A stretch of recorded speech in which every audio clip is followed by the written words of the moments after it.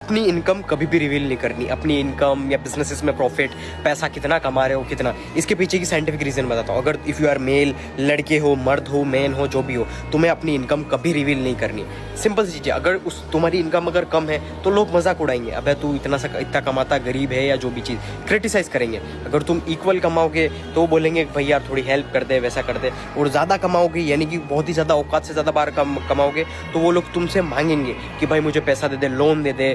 यानी कि हर जो बंदा है ना, अगर तुम लड़के हो, मर्द हो, मेल हो, लड़के हो, जो भी हो, अगर तुमने तुम्हारी इनकम रिवील की तो लोग तुम्हारे पास आएंगे उनके फायदे के लिए। That's it.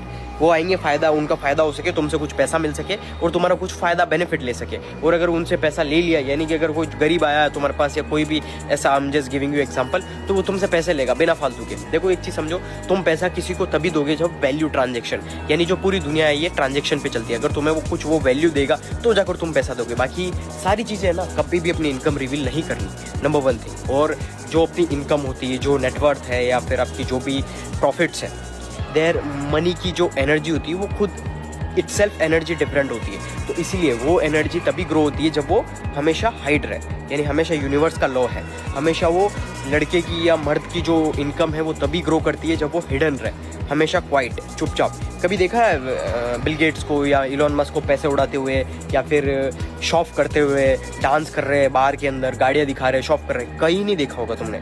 नॉर्मल से सिंपल कपड़े पहनते हैं, that's it, that is the real wealth. इस चीज़ को फॉलो करो।